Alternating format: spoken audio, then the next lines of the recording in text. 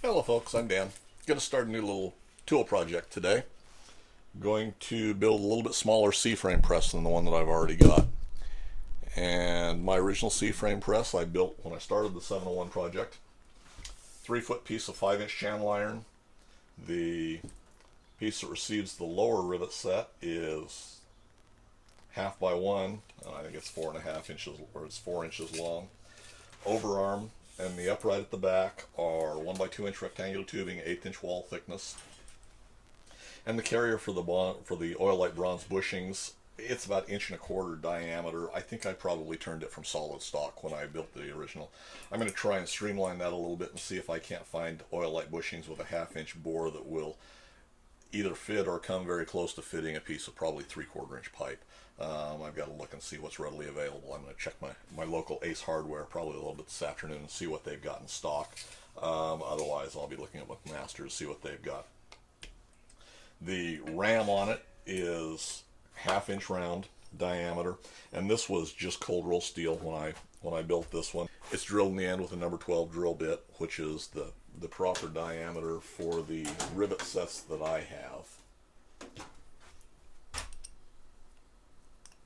which fit right in, snap right in. They're retained by their retainer piece. They snap right together just like that, and that works really well. Springs, just whatever spring I found that was appropriate, and I think I built a collar. For this one, I'm going to order a longer rivet set for my air riveter, and I think I will primarily set it up just to use my air gun. No difference in construction basically, as long as the diameters match, which they're supposed to both be 1/2. This is a little bit tight in there, but I'll order a longer one and see what fits. This was built out of 1/2 inch cold roll back when I built it, same way with this bottom plate. This one's mashed out over time, but there again I built both my spars and my side and the front cabin sides that are solid riveted together with this rivet. 4130 steel would be better, and if I build a ram for this new one, it'll be out of 4130.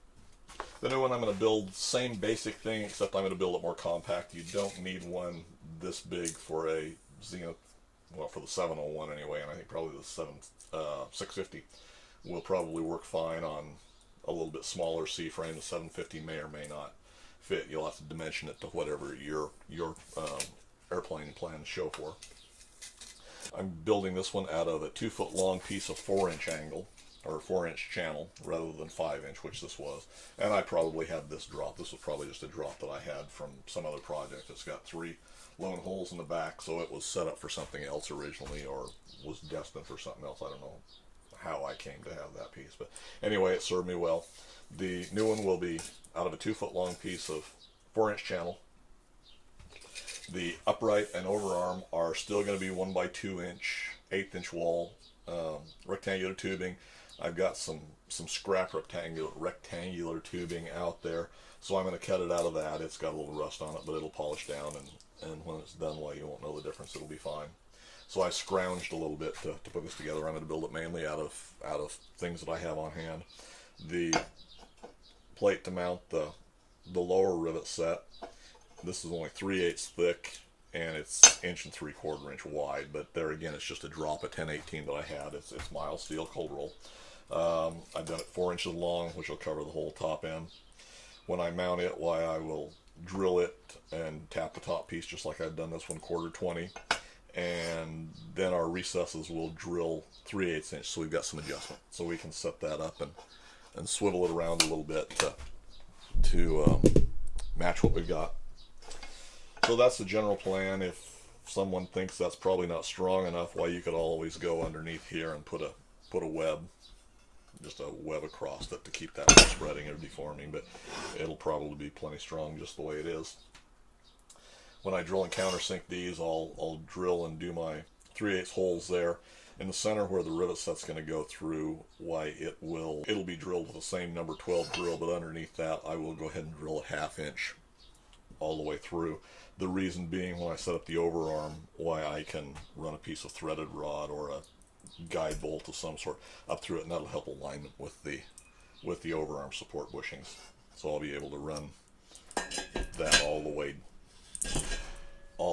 down through and through the hole in the bottom. That way you'll make sure your alignment's right when it's riveted together.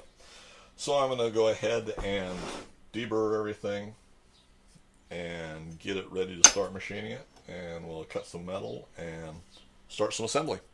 So if you like these videos, go ahead and hit that subscribe button. If you push the bell notification, well, you'll know when I put out a new video, which will hopefully be a couple times a week at least. And go ahead and share these videos, give me a thumbs up if you like them, and thanks for taking the time to watch.